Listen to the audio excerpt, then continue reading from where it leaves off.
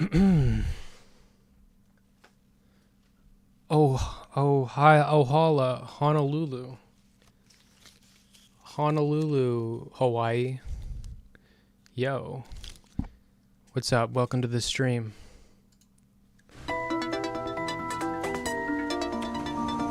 Dr. K is not a fucking good therapist.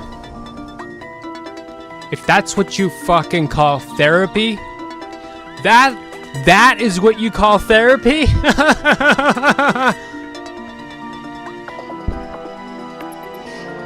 call that therapy? He's not a therapist. He's an internet guru.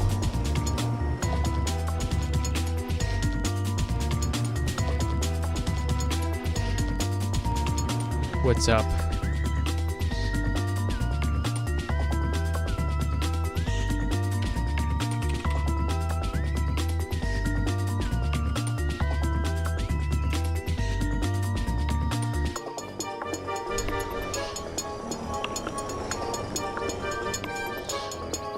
Famous YouTube and Twitch internet guru, sometimes thought to be known as a therapist, Dr. K. You know, especially because he flaunts his background in therapy and he talks about things with authority, speaking as a licensed clinical practitioner. Well, if your clinical practice looks anything like what you're doing on stream, you're trash. Bad. You're a great internet guru. You're great at it. But when you fucking mix it up with therapy, you know, you just got reprimanded, Dr. K, for reducing the public trust in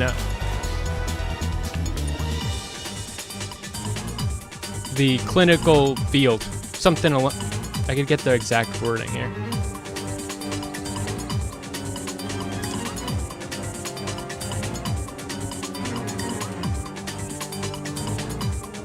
The respondent has engaged in conduct that undermines the public confidence in the integrity of the medical profession,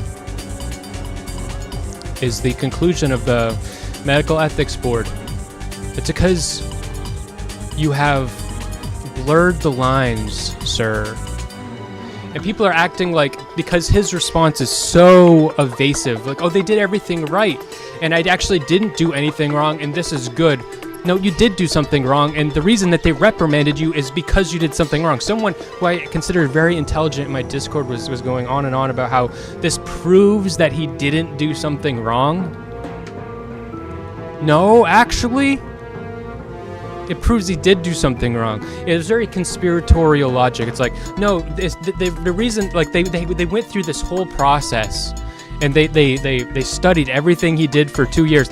There's no evidence to suggest they studied everything he did for 2 years. They don't even know how to fucking go on Twitch. But they looked into the evidence provided to them eventually, because it takes them forever to do anything. And when they got around to it, they gave him a reprimand on his license officially because they concluded he did something wrong. But the logic to say that this proves he didn't do something wrong is because if he actually did something wrong, they would have done something worse. So the fact that they only gave him a reprimand means that they're just doing it for show, so that it looks like they're doing their job.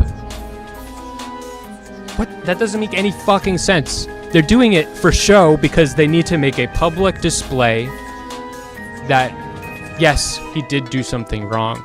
And we are telling the world, and there is now a mark on your license that said you're doing something wrong with your YouTube therapy bullshit. Yeah.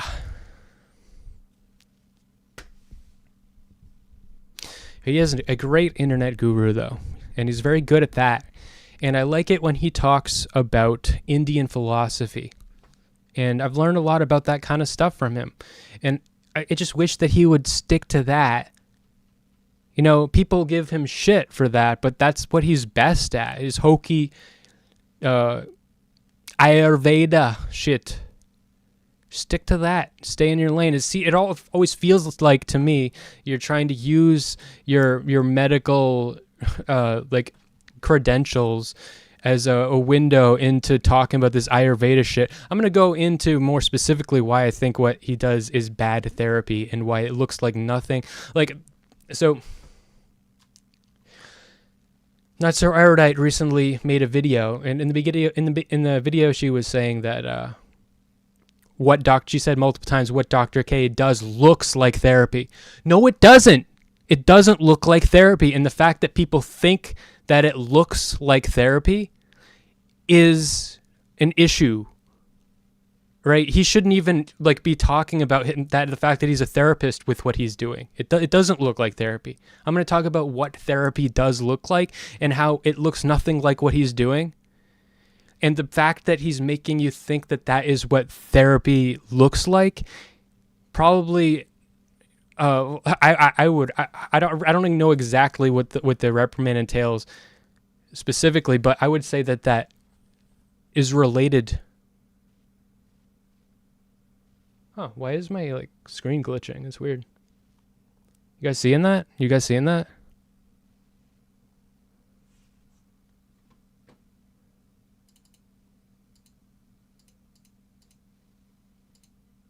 Weird. That was weird. Okay. And so my life has been going good, because it's not the only thing I'm here to talk about. I bought a car.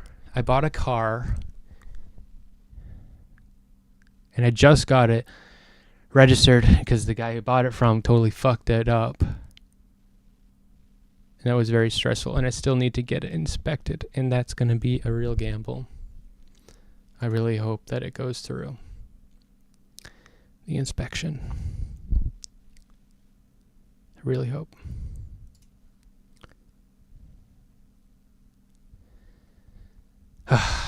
I've been singing again.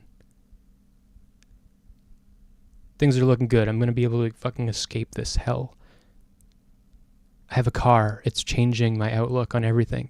Things are real good. Haven't been streaming that much. I feel like streaming again. And I feel like singing again. Guys.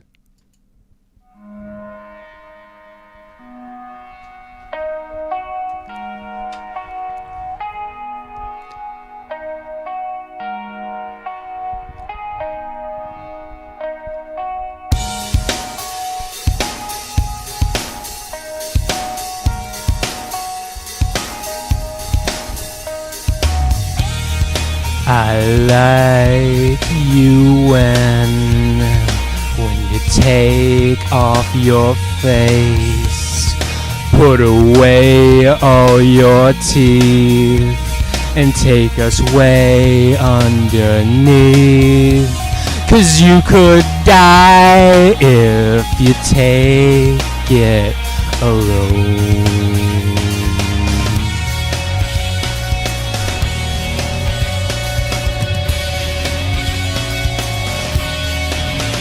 I watch you taste it. I see your face, and I know I'm alive.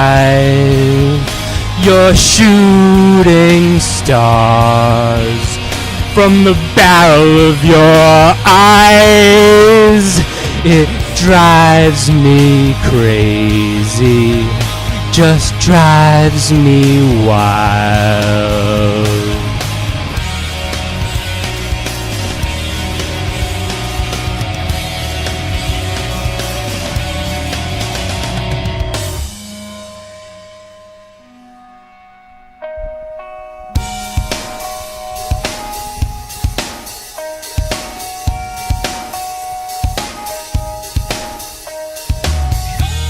I kinda like you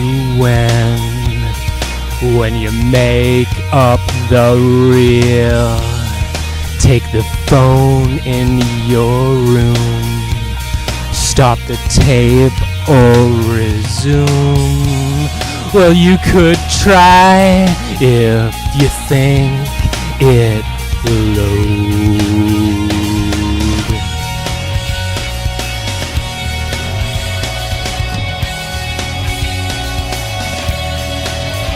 I watched you taste it. I see your face, and I know I'm alive. You're shooting stars from the barrel of your eyes. It drives me crazy.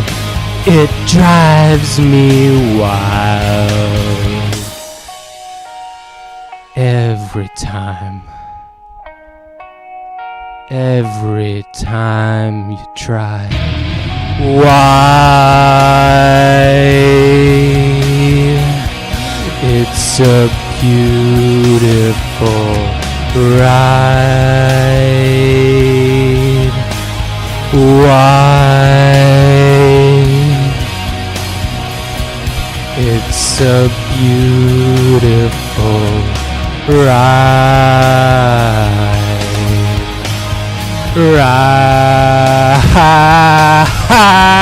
I watched you taste it. I see your face, and I know I'm alive. You're shooting stars from the barrel of your eyes. It drives me crazy, just drives me wild.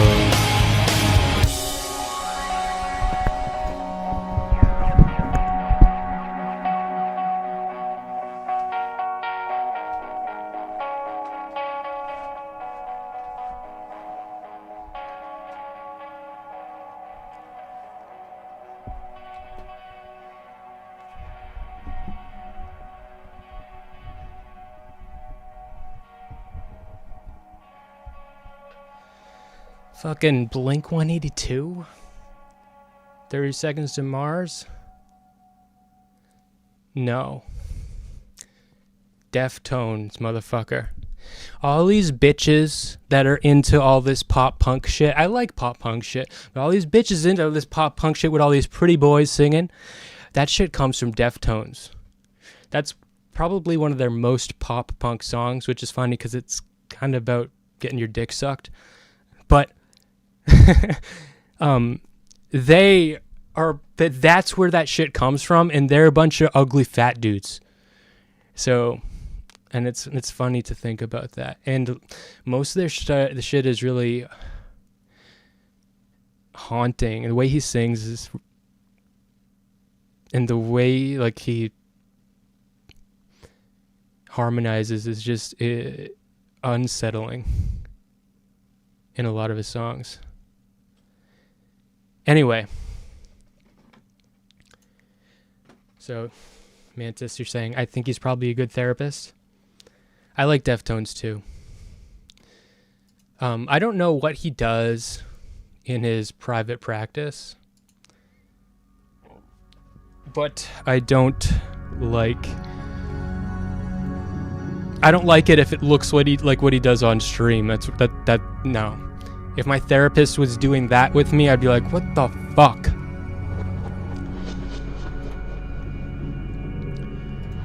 His response to his reprimand was really evasive. He's got his fans acting like and believing that he did nothing wrong because he's incredibly charismatic and manipulative. He basically admits to no wrongdoing by saying that they did everything right, and he's proud. I'm proud of you. I'm proud of them for doing this to me, and they did all the right things, and this is all, and according to plan. And it took them 2 years, like as if it took the fact that it took them 2 years means that they scoured everything. They decided he did nothing wrong, and they only give him a reprimand. No, they give him a reprimand because they looked at whatever it is that they were supposed to look at, and he did fucking something wrong, and specifically for not everything he does, specifically for his relationship with Wreckful. People don't get that shit. But I'm not even here to talk about that. Alright? That's Mr. Girl's thing. Okay? And I'm not the one. I'm not the one. But I want to talk about therapy and internet guru dumb.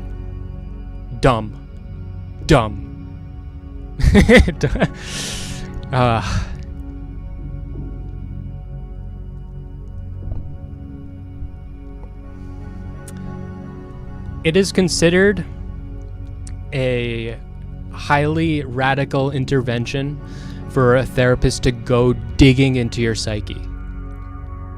Right? In all of those interviews that he does with all these big streamers, how he made his name and everything, that's what he does. He goes digging, and that's considered like radical. You're not supposed to be doing that. He leads the entire conversation. It's like he's trying to find what motivational poster will make you cry. He's trying to dig in your psyche, figure out what slogan or what bullshit from Ayurveda can I do to make you cry, and then give you some emotional catharsis when I show you some cheap charlatan trick with meditation afterwards. Okay? If he just sold himself as like a Hindu guru, I would actually love him.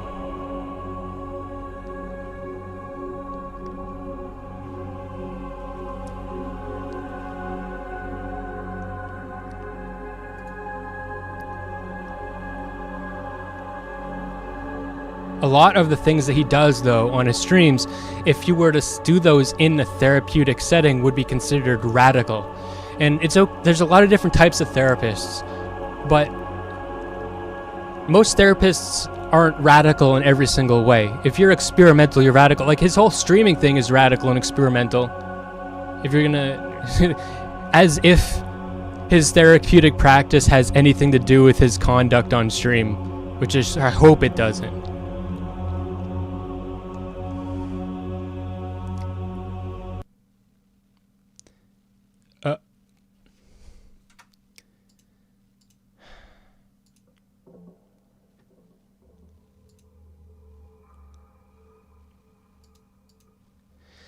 You know, okay, I like to think about dieting while I'm eating. I will be eating a large cheeseburger sub, you know, like a fucking submarine sandwich that's a big giant cheeseburger. And I'll be like, thinking about, you know, I'm gonna eat less. I'm gonna diet while I'm eating. And I'll feel good about myself as if I'm dieting while I'm eating. What Dr. K sells you is that feeling. And that is not what a therapist does. In fact, if a therapist were to go into your session, even if he's right, and he tells you everything you need to be doing, he says, you need to do this, you need to do this, you need to do this, and directs your life, that would undermine your ability to actually grow as a person. Unless your therapist is going to be there to tell you what to do constantly. And even if he does tell you it, like, your ability to follow through, that's why therapy doesn't work on people who don't want to change. This is a well-known thing. This is why, like, psychopaths and like narcissists, they use therapy as a tool to be worse, to figure out tools, to learn tools to get more manipulative and become worse. You have to be going to therapy to change, and you go to therapy so that you have a lifeline while you're making big changes in your life.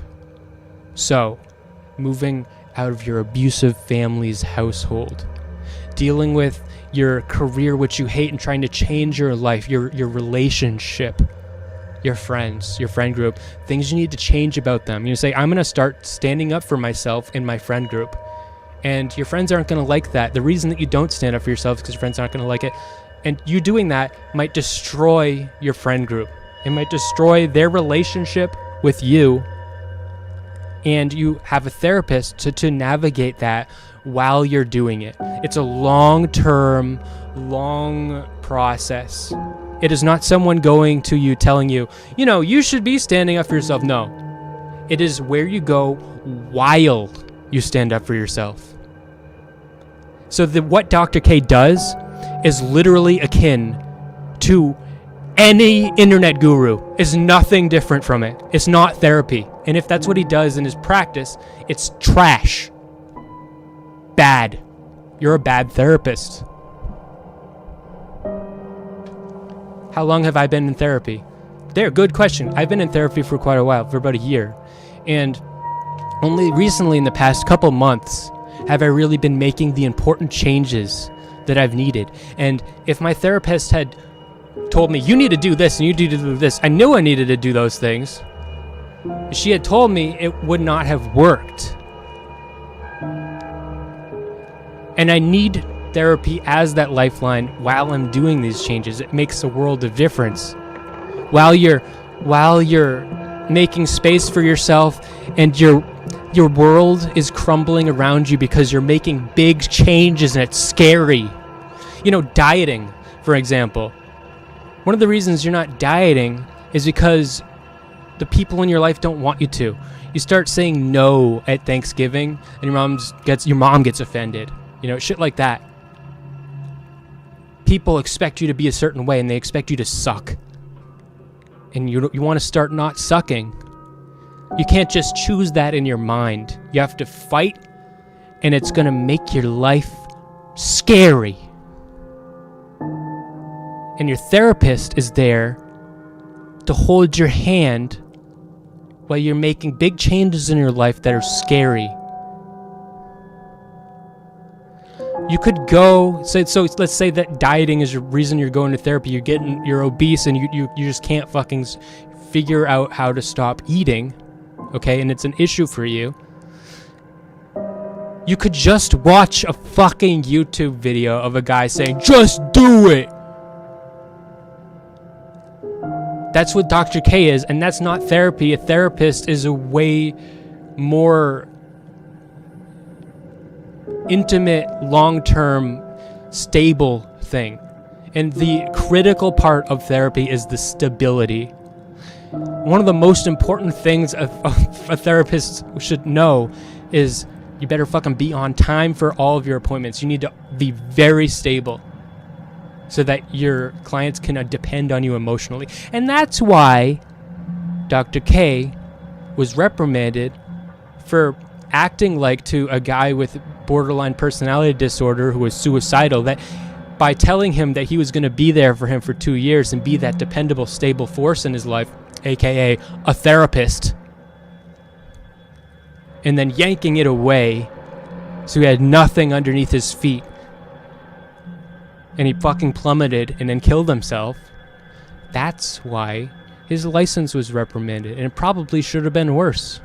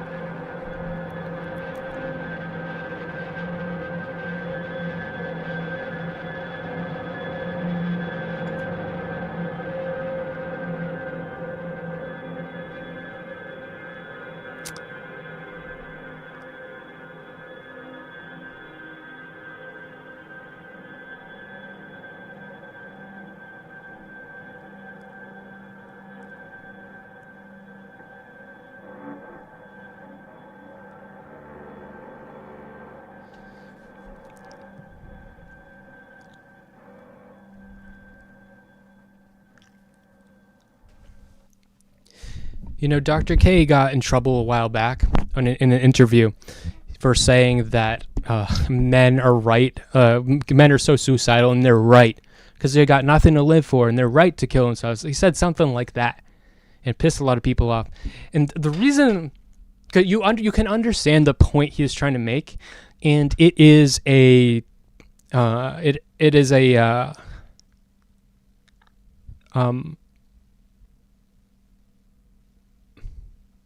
activist point, right? You're saying that it really is really bad for men, and we need to make that better. If you're an activist, you can say these radical things it's absolutely not true that you don't have anything to live for. And to hear a therapist say that is horrible if your whole internet career is positioned on your status and your credentials of being a therapist, and your audience knows that, and that's why they go to you, and then they hear you say that you have nothing to live for. You're an insane person. You don't know what the fuck you're doing. But if that's not what your career is, you can make that point in the same exact way that he did it, because people aren't looking to you in that way.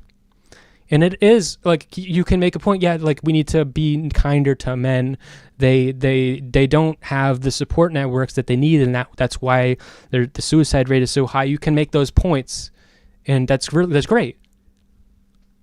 But you can't make the point in that way by saying that they actually don't have something to live for, which is not fucking true. You can't exaggerate like that if people go to you as a medical professional with medical professional expertise.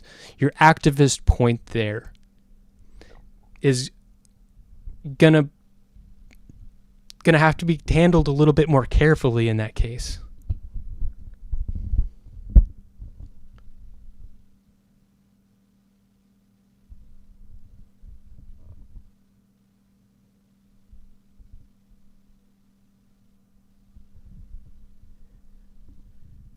Someone in my chat says, somehow a lot of people make it without therapy.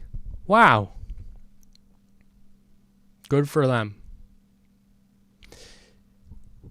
Another person in my chat says, it also validates what suicidal people. I think you have some typos here, but you're saying that it also validates their feelings, which suicidal people rarely get relating to their suicidal thoughts. Their feelings that they have nothing to live for. Okay. Their feelings that they have, their feelings of hating their life, you should make space for. But telling them that they are correct in their assessment that they actually have nothing to live for is not the same. And that's basically do you believe that you should validate a Nazi's belief that Jews are trying to a crazy person who believes that there are Jews camping outside of his house, controlling his life, gang stalking him, undermining, his dog was replaced with a robot. Do you believe that you should validate that? No. You should say, make room for his fear and his anxiety. Don't tell him, don't just smother him. But also, you can't tell him that, yeah, you're right about all that. No, you should not do that. That is not, if you're a medical professional and you're doing that, you should be fired.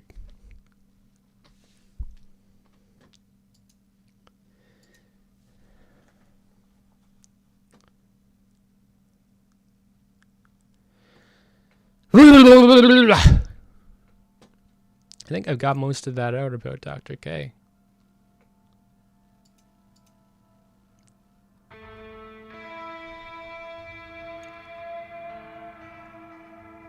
Yeah, Dr. K definitely overstepped to the rectal.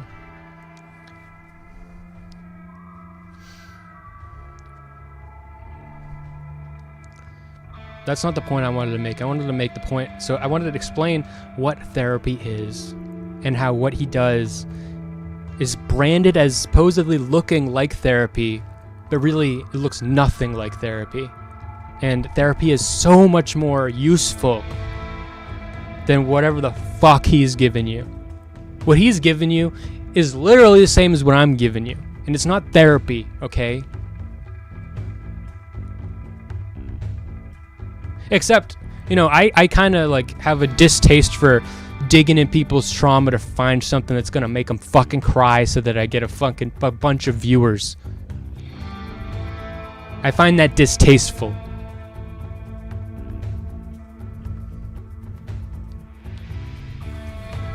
What's up, milkman?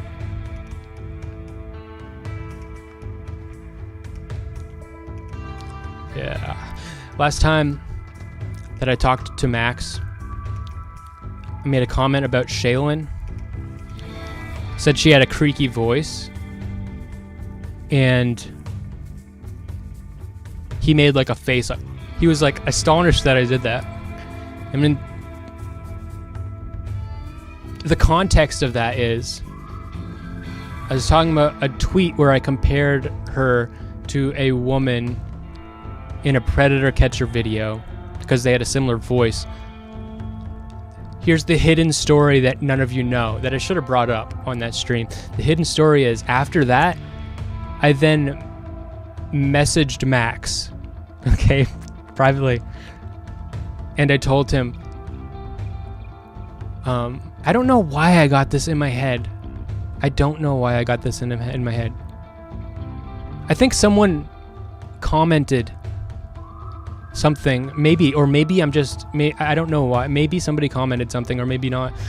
But I got in my head that I sexually harassed Shaylin by comparing her voice to the woman that was posing as a child in the predator catcher video. And she's like, yeah, whatever, to the guy. And yeah, I was just paranoid that I had sexually harassed her. And then Max is like, I don't think you've harassed her. I don't think it was sexual. But why the fuck are you coming to me with this? Like, just talk to her. And I was just so freaked out about that. And then when I brought it up to him again, what I did was I was like, I just doubled down on like making comments about her, and I said that she had a creaky voice. And so I'm wondering, I'm trying to read her through his reaction. His reaction of astonishment could be very isolated from her. Maybe what I said resonates with something people say about her, or something she says about herself, or something he says about her. Maybe it's something she's insecure about. I don't know. I have been thinking about vocal fry a lot, which is what creaky voice is. And women get a lot of shit when they have vocal fry, and people tend to talk shit about their voices, which is why I said creaky voice, because creaky voice refers to a vocal affect from like the 50s, especially British. Like a lot of like black and white actors, they talk like this, and that's referred to as a creaky voice. And so I used that because it's more of a acceptable thing to say, and it's less of an insult, but it kind of sounds like more of an insult. Anyway, I've been thinking about that. Reservoir says, I love you. I love you too. I think you're crazy, but I love you. You're not that crazy, but you're kind of crazy.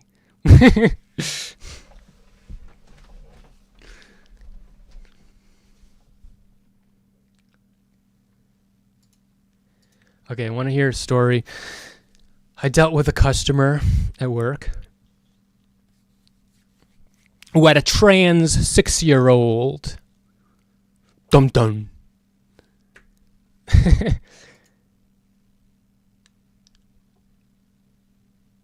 Reservoir says, I'm in the woods now. It's gonna get weird. This is great energy, by the way. Yeah, that's what I mean. Like, I'm in the woods. It's gonna get weird.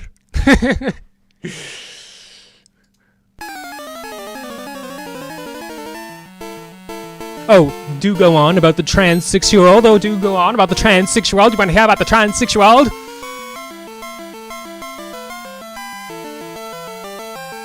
Okay, so this 6-year-old is trans. The dad is using she, her pronouns to refer to the 6-year-old. It's 6-year-old with an older sister is about 8, and the 6-year-old clearly is just looks up to his older sister. And that's what's going on. How can you fucking be trans when you're 6? You aren't born with a fucking sex brain. And so I think it's just so confusing.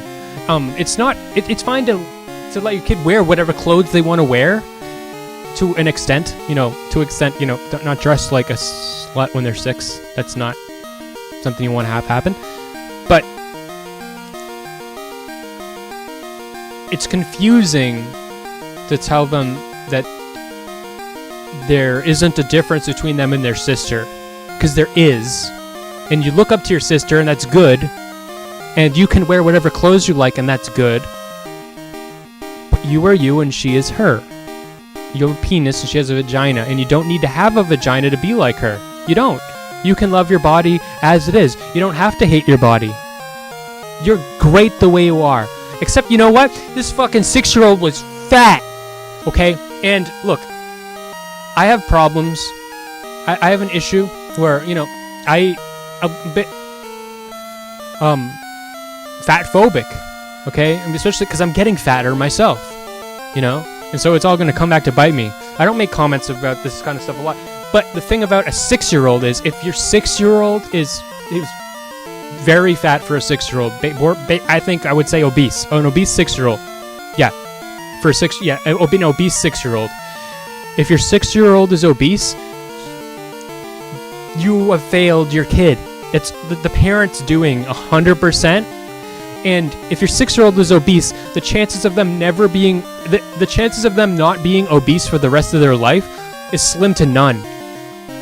If you grow up not obese and then you get fat, you have a way higher likelihood of becoming healthy again. But if you are raised at 6 years old to have that relationship to food and eating, and your body learns to live like that, you're never going to get thin. Like, it's 99.9% chance you're not. So you've basically cut 10, 20 years off of your fucking kid's life if you have a 6-year-old that's obese. You fucking failed. You fucked up. Not to mention you're telling them that it's okay for them to be ashamed of their body and that there's something wrong with them. Okay, let's just end there.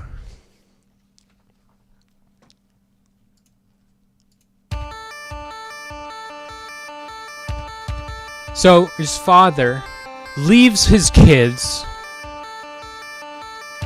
at the fucking register because he forgot his credit card.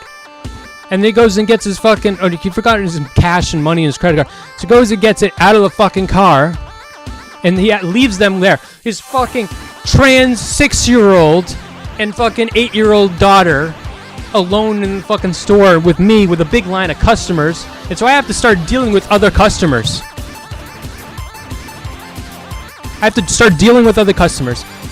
And I'm like, okay, this is... I don't like this. Get the fuck back and take care of your fucking kids. And they're looking around like... Because as soon as I take another customer, they're like, who's watching us? And I'm like, it's not me. I have a job. I don't know what the fuck is going on. I've taken care of kids for a job. That's not the job I was doing then. And he didn't, introduce them to me or anything. I wasn't even in a position to even be talking to them. I didn't even talk to them. But I felt like he was putting that on me. If you're gonna fucking make me take care of your kids, fucking introduce me or fucking something. Jesus fuck. But anyways, their grandfather comes into the building and they see him and they go with him. That's a no-no. Now I'm freaking out. This guy left his kids here and now they're with someone else. Are you fucking kidding me? Everything you've done as a father, fucking horrible. You failed. You're a bad dad. He comes back. Where are my kids? Fuck you. He fucking finds his kids. He finishes his transaction. He's spending about $150 paying in cash. And his 8-year-old daughter says, that's a lot of money. And he's like, no, it's not a lot of money. Because it's a good deal. So now you're fucking giving her the gambler's fucking fallacy or whatever. She's got a good mind on her shoulders. No wonder her brother is looking up to her. She's understanding money to an extent where she's like, that's a lot of money, Dad. And you're like, no, it's not, because it's a good deal. Because you don't want to fucking feel ashamed of yourself. Your daughter made you feel ashamed of yourself for splurging for no fucking reason. Because you didn't go into the store to buy anything. And I know that for a fact. I know that he did not go to the store to buy anything. Wait, he just ended up splurging for no fucking reason, spending $150. I'm sure his wife's gonna be fucking pissed. And his daughter is like, that's a lot of money, Dad. And he's like, no, it's not, because it's a good deal. You fucking suck as a dad. Everything you're teaching your kids fucking suck. You're unable to take care of them, watch them, you're unable to protect them, you fucking suck. How's that for energy?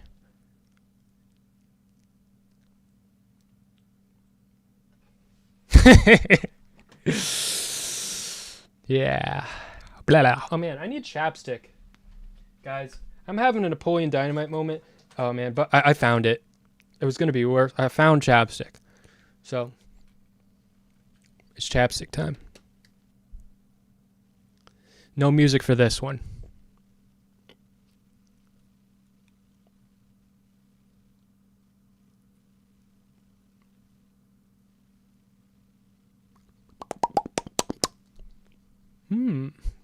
Burt's Bees, wild cherry. They're delicious. They're delicious. The delicious undertones of cherry, wild.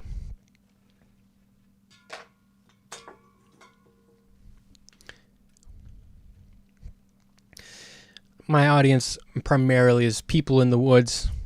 About to get weird. Turning on a fucking Smeth stream. You're into the Smeth den. Shit's about to get weird. Ugh, okay.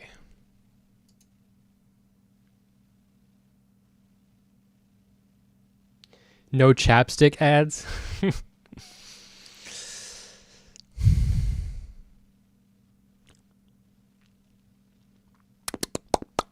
don't like chapstick?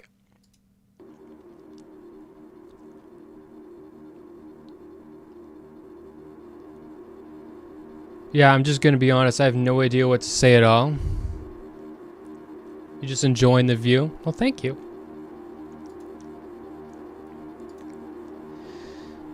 So I got my fucking car. I got a car and my worldview has shifted a lot and I feel so much better about myself. Like the idea of moving out without a car, having to figure out public transportation, like imagine spending an extra hour and a half both ways just to get to work, which is a job that I fucking hate. Hoping that I can transfer my job. Maybe having to live on a couch. Having a car changes everything. I got it registered. This fucking asshole. When he bought it from his sister. Not his fucking sister. When he got it from her. He got a temporary plate. But he didn't get a new title. So he has her title saying that she sold it to him. We didn't get a new title. And to get a new title, it's going to take like 6 months. So it's like, oh fuck. And I already gave him the fucking money. And he has the fucking nerve to tell me about fucking how he could have just ghosted me, but and I'm like, oh, I would have called the cops because they're telling me that you couldn't legally sell the car to me. So it's funny, you could have ghosted me. I could have fucking called the cops. But I'm really glad that he showed up. I'm very grateful for that. And we figured it all out. We had to get in contact with the previous owner before him. So that I'm technically buying it from her. But I now have a registration, I have plates, and I need to get it inspected. But I think it'll be okay. I hope. It's got 177,000 miles on it. It's got all-wheel drive. Driving okay. I think it might be able to last me up to considering type of car and everything, and I got a good price. I spent $2,500 on this. Please don't blow up on me. Please. I know I have inherited negative karma from the universe by talking to Max Carson, being his Jewish son. Reservoir casts a magic spell of protection. Amen.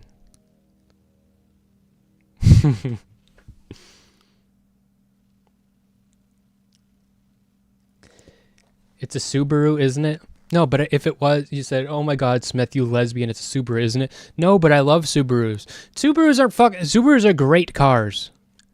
My dad has had a Subaru Outback for a long time. Great fucking car. Handles off-road very well. Only takes premium gas, which is a real annoying thing about Subarus. But they're great cars. I don't understand the hate. It's insane. They last a long time. They're dependable. Great off-road. Everything you could fucking need. What more manly do you need? You know, like, I don't get it. Resvere says, Autumn Malkuth Gabora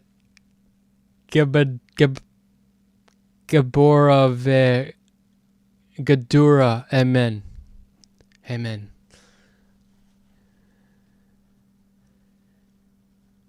Hey, I also love Subarus. I equally love the stereotype, though. I don't get the stereotype, though. But they're great. So, I just feel so much better. Oh my God. I could show you the anxiety canker sores in my mouth from how stressed I've been about all this, about moving out and figuring it all out. I'm making steps. I was like told you last time I streamed about people, weird people that I met up with. And now we got a car and moving forward. But dude, I don't want to show you my canker sores, but they're huge and they're all over my fucking mouth. It's because of stress. It's gross though, but they hurt. Insides of your mouth inflate and try to kill you.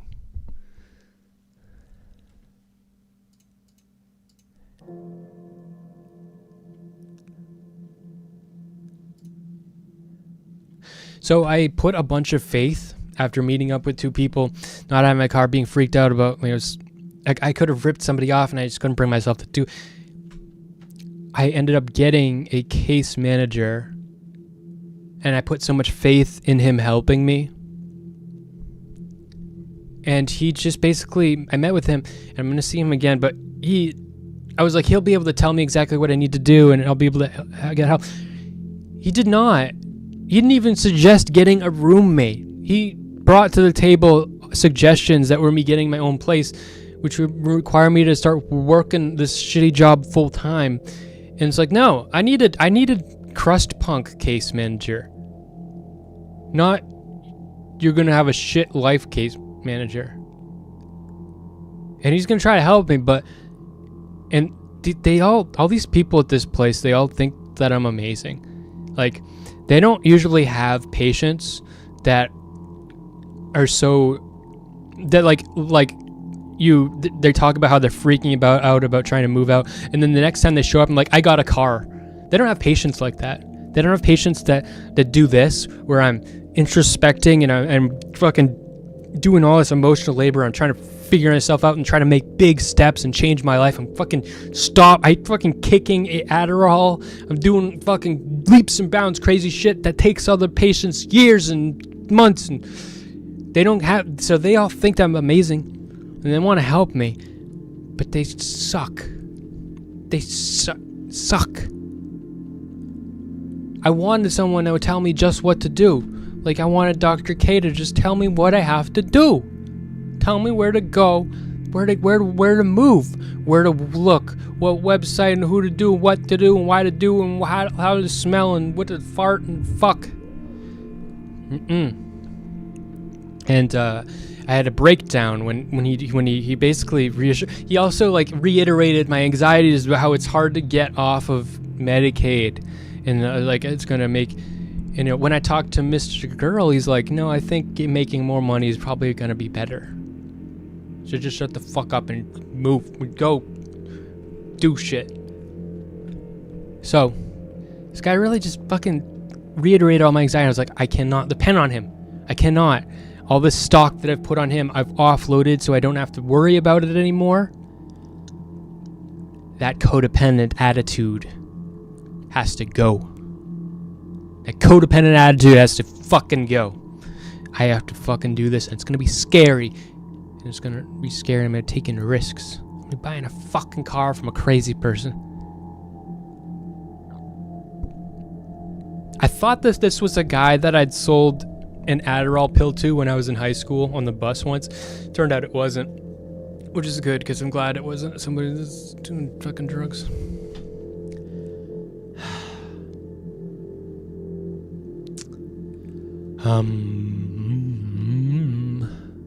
So yeah, I'm feeling good.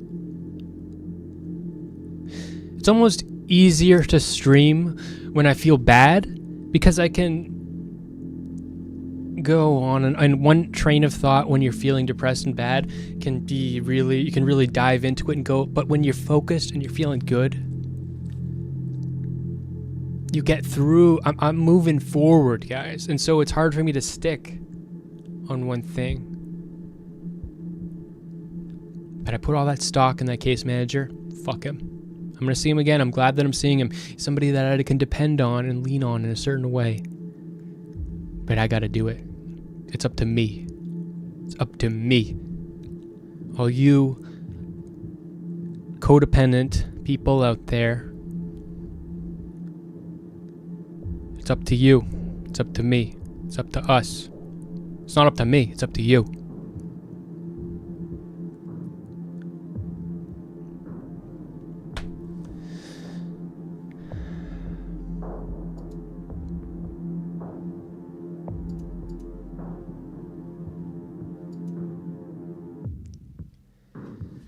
It's been really peaceful here in the Smeth household. My parents have been really kind to me, although my dad has been very avoidant because he can see the bomb ticking. But my mom's been like giving me random shit, being really nice to me, and I'm just, because she's trying to suck me back in.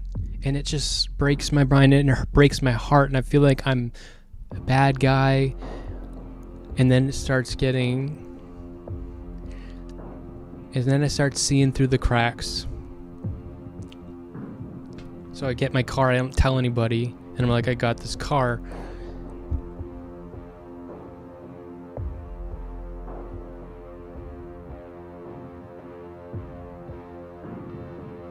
So she tells me to go to the DMV to get it registered. Okay, I can trust you. Good. No, so I wasted fucking time. Wasted all that time waiting at the DMV and had to go to fucking City Hall. Because I just like trusted her, because she just wanted to tell me something, which she didn't look it up and figure out. She just told me she wanted to take fucking control, alleviate my anxiety, taking advantage of my anxiety so she could have control. And I love her, and she loves me, and she's doing it because she loves me. It's how she loves me, but it's not good for me. That's why I'm still here. And I'm trying to like stay away from her because she cannot help herself but to do this.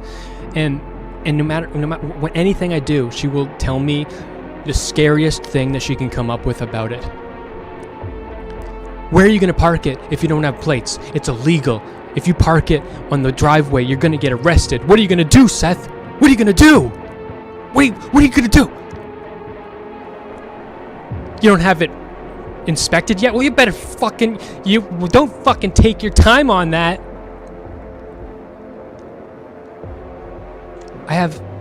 There's a grace period. Just fucking leave me alone. I'm taking care of it. I am taking care of it. I'm fucking on top of it. Don't do this to me. Don't scare me. Don't try to make me do it when you want me to do it. Don't take control of it. I need to do it. You're scaring me, and you're ruining my ability to do anything without being scared and forcing me to be fucking codependent.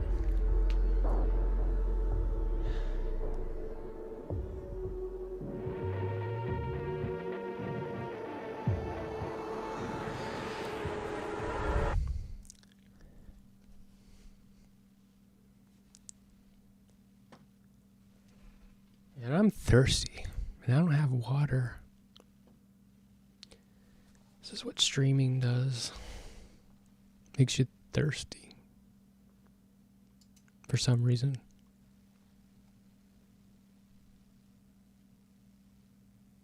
At least it does to me.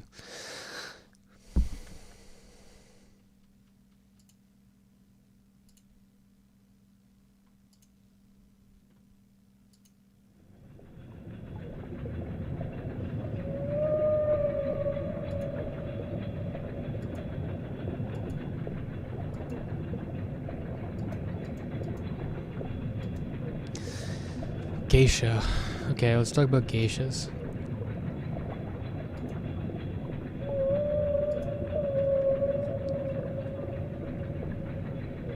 I wrote something about geishas a little while ago.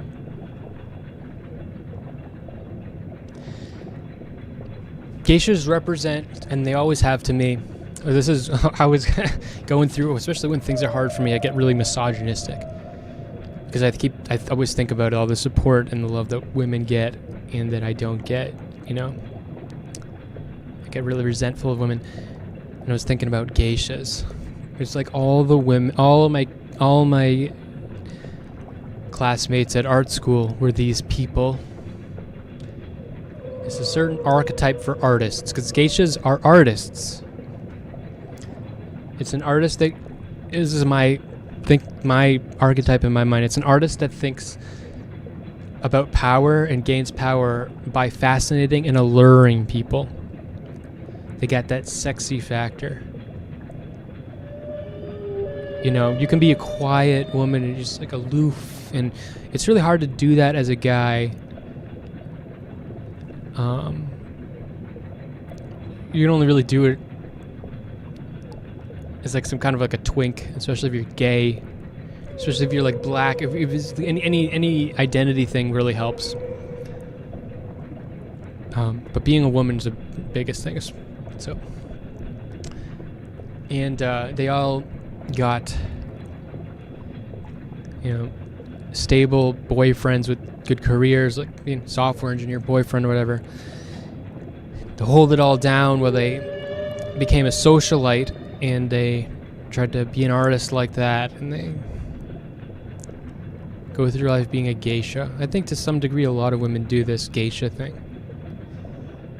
And as an artist, it would help me a lot, especially as a painter, because a painter is like being a professional psychic for rich people. Okay, it's like being a professional psychic in general. Okay. Full disclosure, I don't think psychics are real. Okay. I'm sorry if you believe that they are real. I'm sorry to break it to you. So, being an artist to me, in my mind, a professional artist making traditional art, is like being a professional psychic. You're trying to sell people a vision of what you are and what you can do for them. You make them feel like they're a genius when they buy your art. You don't even have to be that good of an artist if you can sell it. If you can do stick figures and you can sell it to them, make them feel like they're a genius for loving your stick figures, because they get it. All the poor peons don't understand, but you're cultured. You don't understand. Because if I were to put more effort, I would put more detail into this stick figure, it would ruin it, okay? Because in a child's eye, when they close their eyes, when they dream, they don't visualize a person, they don't visualize faces, they don't visualize different parts of their body, they visualize a blur, they visualize a stick figure, just a dark, blurry mass, a shadowy figure. That's what a child imagines, and I am expressing, and you see, when you look at my artwork, you see a human the way a child sees it. You can feel your inner child when you look at my artwork, and you get it. You are that emotionally mature. You're that developed. You're that in touch with your inner child, and I'm helping you do that by giving you my artwork. Having pretty artwork, beautiful artwork, helps a little, but there's already plenty of good artwork. We don't need more music. There's already plenty of music. There's AI music now. There's AI art now. We don't need more art. We don't need more music. Maybe we need memes when specific things happen, like in the Olympics. But we don't need more pretty paintings. There's already plenty of pretty paintings, but what we need are artists. And the artist attached to the artwork is what gives it its value. This is the truth, and it's gross when you learn this, and you want to be a visual artist and you learn this. And so you have to be that X factor to people, and you have to sell yourself. You have to sell a vision, a scam. You have to read their fucking tarot cards and make them feel like they see the future. You make them connect with you. And being a traditional artist, you get the best, most, you can try to like do tons of commissions to, like I was doing, and I still do sometime. I might be doing one in the future, and I hate doing it. I've done tons of commissions of charcoal commissions of people's dead dogs as memorials. And they think that like I can cast a magic spell and that I'm really capturing the essence of their dead dogs. I do them for like about $100, and I should be charging way more because they take me like 8-9 hours to do of really focused labor. And I sell them this, but that's not sustainable. What I really would have to do, be an oil painter. An oil painting takes a long time to do. I'd have to get some whales that really love and they're my artwork, they love me, and they are my art patrons, and I need to schmooze. That's what you gotta do. Which is why I'm a YouTuber now. Because that's where the energy is. I'm still a sex worker, I'm still a geisha, but I'm a geisha in a way that I have access to. All this shit that I'm spewing out of my mouth right now, everything I'm telling you, this is my performance. This is my geisha performance. I got that fan. This is me opening a fan. I didn't even do that on purpose. I'm like fanning myself. I'm fanning myself. I'm doing my beautiful geisha act. And so that you can connect with me and you want to be around me. If you see the art as the performance itself, I'd rather see it that way than try to do a performance to sell the art, which is just something else. I'm giving you what it is. How much of this sounds schizo? I hate when people talk about, if you talk about art or things in an artistic way, people will say that you sound schizo because they don't understand you. If you're talking too metaphorically, hopefully what I'm saying makes sense and I don't sound too much like fucking Kanye or something. Does Mr. Girl see himself as a geisha? I'm pretty sure he would agree with my thing here. The difference between you and them is that you're self-aware, which adds another layer to it, what makes it good. Yeah. I'm like the magician that tells his tricks. And that's all the craze. That's all the TikToks and all. There's no more magicians doing tricks. They're all doing tricks, and then someone, she's like, see, look, this is how he did it, and they make the magician look like an idiot. Because you want to see how the magician does the trick. That's the trick.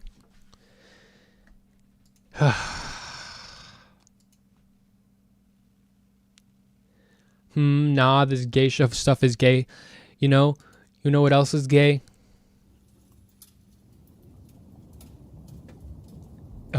Me. In my stream.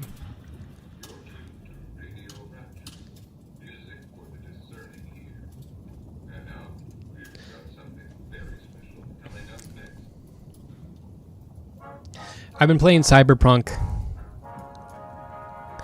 and it's been a long time since I played a video game that wasn't a roguelike or something really, something I play in short bursts, and that's because I feel like I don't have space to take care of myself like that, because when you really get invested in a game, like a really immersive game, I felt guilty doing that, and I would be afraid that my parents would hear me or something. So I'll just give myself permission. It's ironic because I'm trying to fucking move out and I'm fucking playing Cyberpunk. But you know what? It's been good for me. And the thing that I'm wary of is progression. Progression, you're just like grinding to get higher level shit and everything. That, I'm enjoying the story and the gameplay too, but like, I'm wary of getting too much into progression. Getting into games for progression is what you do when you don't want to move forward in life and you want to feel like you're going somewhere. So you fucking play a video game and you grind. You feel like you've gotten somewhere in life when you got nowhere. You got in a sword +5 and you really haven't moved anywhere in life. And you do it. That's why you do it. And I'm very wary of that. I don't want to waste my time. But I do want to play video games and I want to enjoy myself and love it. And even if I want that a little bit, I can have that a little bit. I just don't want to do it so much. God, I hate the sound of my own voice. God, I fucking hate the sound of my own voice.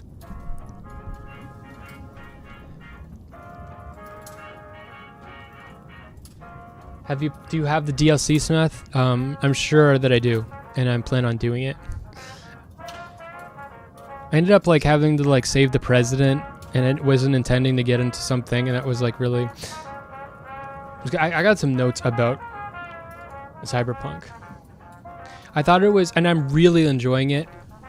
It's not perfect, but I'm really, really enjoying it. It is the DSX game that I always wanted. I cringed out of my body when I discovered that Johnny Silverhand is both Che Guevara and Marilyn Manson at the same time. You can't fucking be Che Guevara and Marilyn Manson at the same time. Ugh, so cringe. I mean, I'd gotten used to it, but that's when I saw that and he like, the first thing you see is him like walk up to a microphone and then like strum a guitar like, yeah. I was like, oh God, what the God, this fucking sucks. I hated that. I've gotten used to it. Okay, yeah, he's a badass rocker. Now that I've seen more,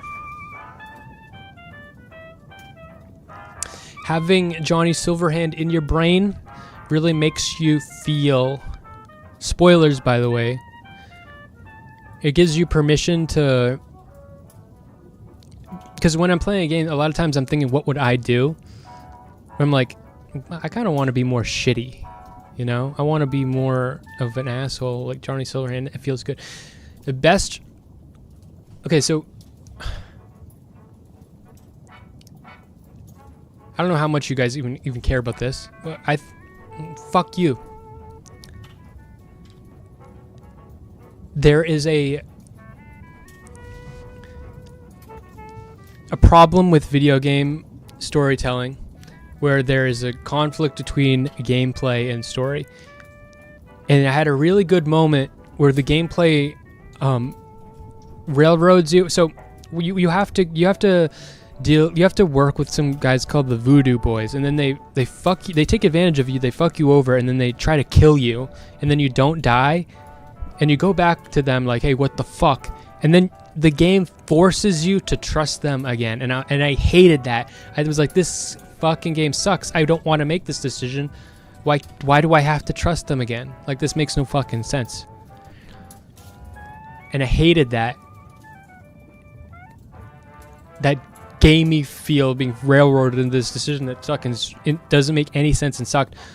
But it led to one of the best moments that I've had in a long time gaming, where after that you have the option to just kill all of them for no reason after they help you.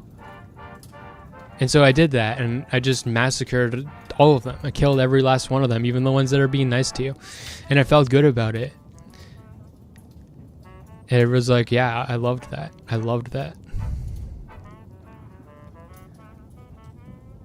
This game's good for making you feel really letting out some aggression, I think.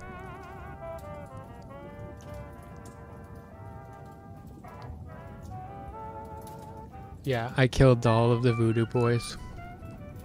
And it makes sense why Johnny Silverhand is trying to railroad you into going along with them, is because he wants to see his ex-girlfriend, and he doesn't tell you that, and you learn that through the course of that, and then you come out like, oh, okay, well, whatever, I'm gonna fucking kill all of you. Game is buggy. It's unbalanced. I've enjoyed some of the bugs. I like bugginess in games. I think that AAA games are not buggy enough, and I like that it's buggy, even though sometimes I've had bugs that like broke the game and I had to go back to a save. But I'd prefer games that are buggy. Honestly, I like that. I like fighting with the game a little bit. And like exploiting the game a little bit.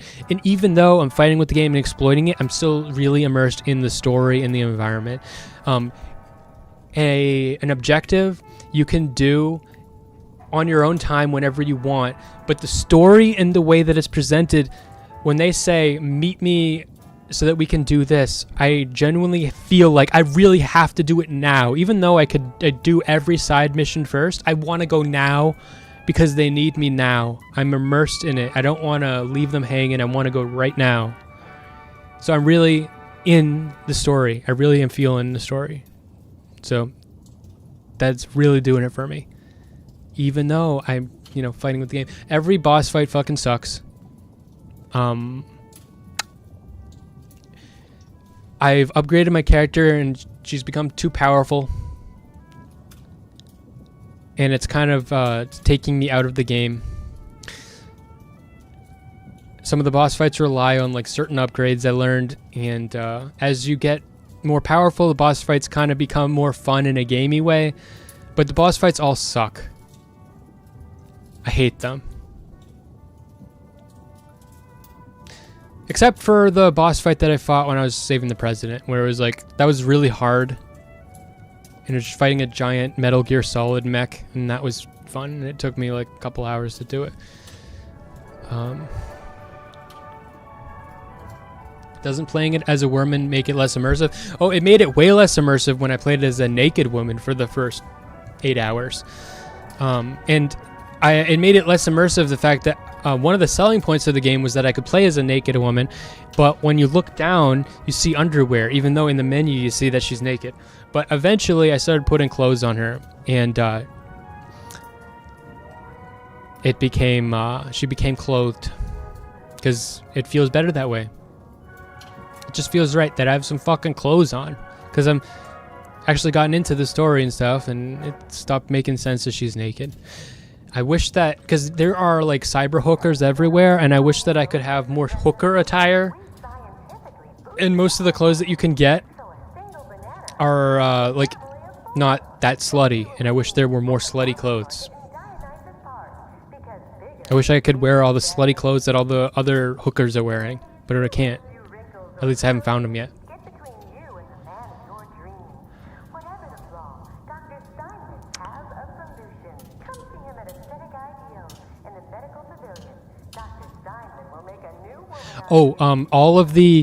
There are some like skills that you can upgrade, and they give you specific dialogue options during the story. And every time that you, I have high technology skill or whatever, and you're like, so you'll be talking to someone about like hacking. And then you'll put in your 2 cents. Oh, yeah, I know about that software, whatever. Every single time that you can do that, it makes you sound like a fucking retard. Every single time. It makes you sound like a fucking moron. All of the skill-specific quips make you sound like a moron. And I've chose Nomad, and all of the Nomad-specific dialogue options make you sound retarded too. The main story's good, but all those extra dialogue options, they suck.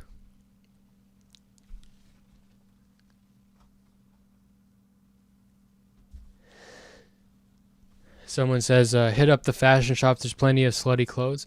Yeah, the thing about fashion, though, is that I'm learning that as I've become overpowered, now I'm focusing on fashion more, which is something that has happened with me with a lot of games. I create a new artistic project because the game has failed to meet up. The game's no longer challenging at all.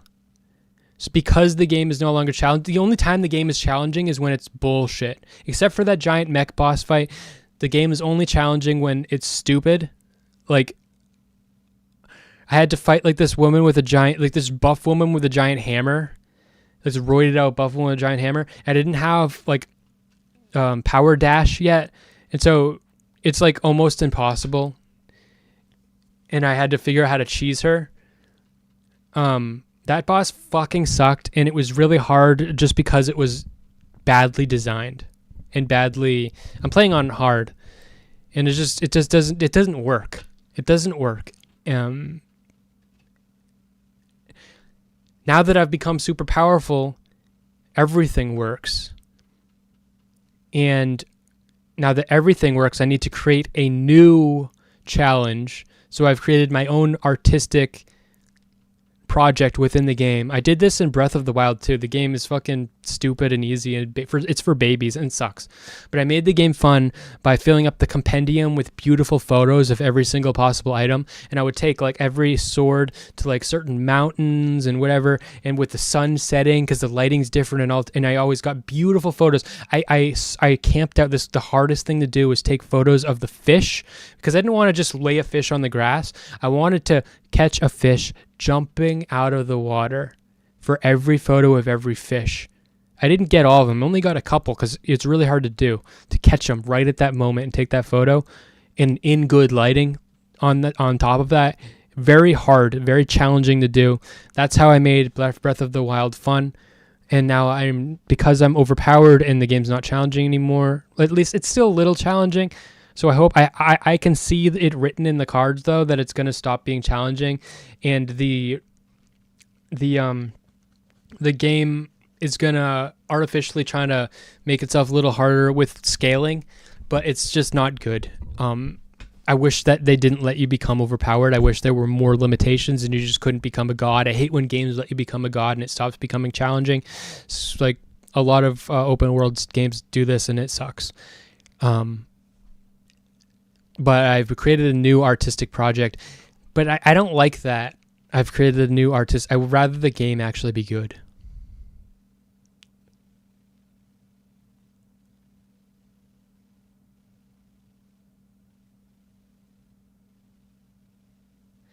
I want to see some gameplay. I'm skeptical of your skills. By the way, a pair of gorilla arms and good fight. Yeah, gorilla arms would make that boss trivial. So wouldn't having the dash, which I didn't have. I was playing like a cyber hacker, and I didn't have a lot of the cyber hacking upgrades, so I couldn't do cripple movement. So I couldn't stop her to get around her to get the fucking gem. I literally did not have the tools. I didn't have any of the tools that would have made me able to fight that boss. There are specific things that it could do to fight it, and I didn't have any of them. And it just was broken and sucked. So I cheesed it. I figured out how to cheese it. I figured out how to get into a doorway and have the boss fight initiate so that I'm in a spot where she won't be able to get me, and then literally just shot at her until she died. Until I kept throwing grenades at her until the crystal broke, and then shot at her until she died. It's not a skill issue, dude. The game, that at least especially that boss fight, it's just not a good boss fight. It's a horrible, trashy, badly designed boss fight. The giant mech boss fight was very challenging, and it was good. It was very good. And by the time I beat that, so it took me a couple hours to do, but my last attempt I did it very fast because I had figured out how to do it, and I learned the boss fight, and that was a good boss fight. The fucking muscle woman with the fucking hammer sucked.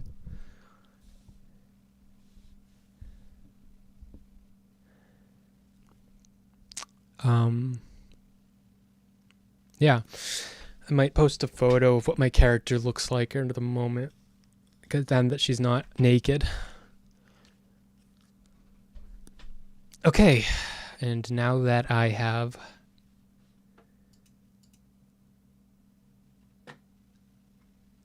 gotten all of you to leave because I'm talking about some video game that you don't care about,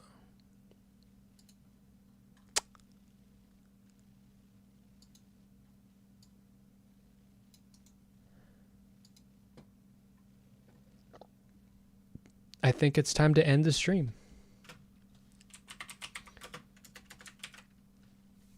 It's been than short. You know, it would be very beneficial for me to do longer streams. I should do more reacting to things, you know? I should have more videos to react to. I could have reacted to some of Mr. Girl's video about Recful or Dr. K or whatever, you know? I just need to milk it, you know? But really, I've said everything that I fucking wanted to say. And I know, maybe you really wanted somebody to just drone on for hours and hours. Well, I've done enough fucking droning. You have a life to get back to. I'm gonna fucking eject you from the Smeth then, back into your fucking horrible, miserable, scary life, and you have to fucking do something about it. What are you gonna fucking do about it, huh? You need to fucking get your car registered. Oh, fuck! What the fuck? You still haven't done your fucking taxes? Dude, this sucks. What are you fucking going back to? It sucks.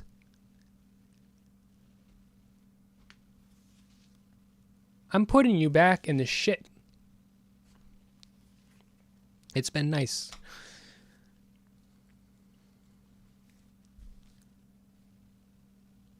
My own thoughts, I can feel them sneaking back in. Well, with a little bit of Smeth sprinkled in there, permanently etched into your brain. Which is not what a therapist does.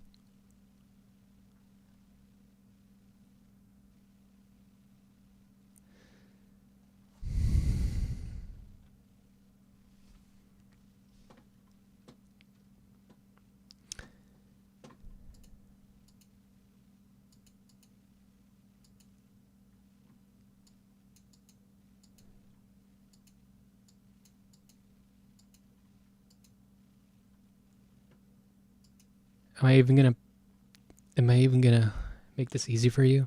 You're still here?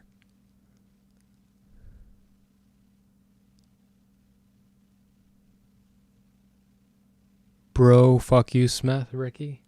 Boo.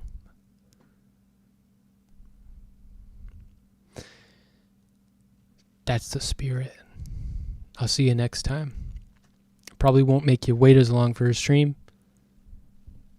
Thank you for coming. Thank you for showing up. It's not over till it's over. Well, how long can we put this up? How long can we keep this up for? Okay, let's keep streaming. But let's not stream about anything. Are you actually going to watch this? Are you still watching this? Are you watching the VOD right now, maybe? You're watching it live, but there's going to be people watching the VOD. I'm not even I'm talking to you about the people that are going to be watching the VOD. But now I'm going to talk to the person. Hey, you watching the VOD. Now, either way, somebody's going to feel like I'm not talking to them. Somebody's going to feel empty for a moment. He's not talking to me anymore. I'm just listening in on a weird conversation with him and someone else that I can't even see. You watching the VOD right now. You in chat right now. You listen to me live. I'm not talking to anybody watching the VOD. I'm talking to you live.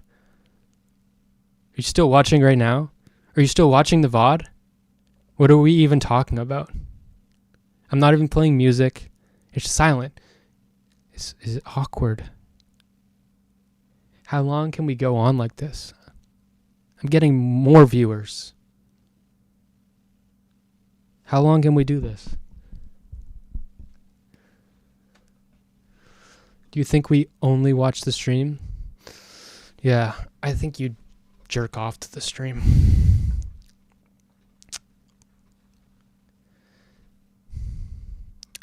Are you lonely? Are you lonely, baby? I can help you with that, honey. I can help you with that, honey. Are you lonely? I can help you with that. I'll help you. I'll help you. I can help you with that, honey. You lonely?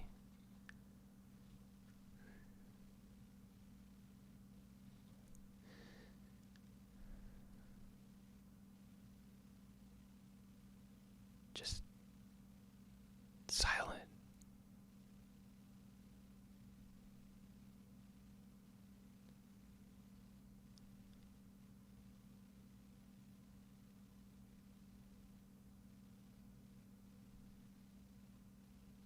You're not lonely anymore. Just keep the stream on. You won't be lonely. You don't have to do your homework alone. You don't have to take a shower alone. You don't have to brush your teeth alone. You don't have to get ready for work alone. You don't have to sit alone in your room at night. Not anymore. Not unless you turn the stream off. Maybe you could find someone else, but they're not going to be talking to you like I'm talking to you. What are they going to be fucking, oh, look at me, collect 10,000 shit blips on this fucking video game or whatever. They're not talking to you like this. It's okay. You'll never be alone ever again. Ever. You don't have to even be alone with your thoughts. You can have your thoughts, but I'll be there too.